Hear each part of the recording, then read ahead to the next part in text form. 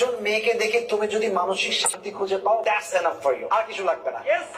একটা মেয়েকে দেখে যদি আপনি মানসিক শান্তি পান তাহলে দ্যাটস এনাফ ফর ইউ। একটা বাথরুমে হেগে যদি আপনি মানসিক শান্তি পান দ্যাটস এনাফ ফর ইউ।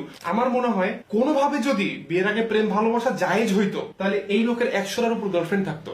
যুবক যুবতী, হারাম সম্পর্ক, গার্লফ্রেন্ড বয়ফ্রেন্ড, হ্যান ত্যান। তুমি কি পিৎজা বার্গ? এটা তো পিৎজা বার্গারের কাজ রে ভাই। তুমি পিৎজা বার্গের মতো খালি গার্লফ্রেন্ড বয়ফ্রেন্ড এই জেনারেশনের মধ্যে ডুবে আসো কেন? এবং আপনি একটু খেয়াল করে দেখবেন যখন কথা বলে তখন ঠোঁটটা একদম মানে অনেকটা ইটস কাইন্ড অফ এ মানে শুকর আর সামথিং, আল্লাহ আমাকে মাফ করে দিক। শুকরের মতো ঠোঁটটা কেরম করে চোখা করে কথা বলে যাতে করে সে মানে আরো মানে মেয়েদের চোখে পড়ে আর কি। মানে মেয়েদের দৃষ্টি কাড়ার জন্য এত এফোর্ট, এত বেশি চোখা করে কণ্ঠ চিকন করে কথা বলতে হবে। Am I right brother? Motivational speaker, Rajshahi is a brand, content creator. আপনাকে শুনতে গে গে লাগে, টু বি ভেরি অনেস্ট। মনে হচ্ছে আপনি গে।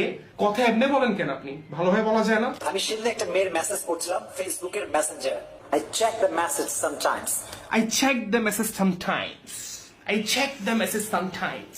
Wallahi, আল্লাহর কসম, ইউরোপ, আমেরিকা, কানাডা, অস্ট্রেলিয়া, বিশ্বের বড় বড় ইংলিশ কান্ট্রি যেগুলো জীবনেও এইভাবে ইংলিশ বলে না। Can you please show me a single video যেখানে কেউ ক্যান ইউ চেক এটা বলছে না ভাই মোরচাঁদ ভাই।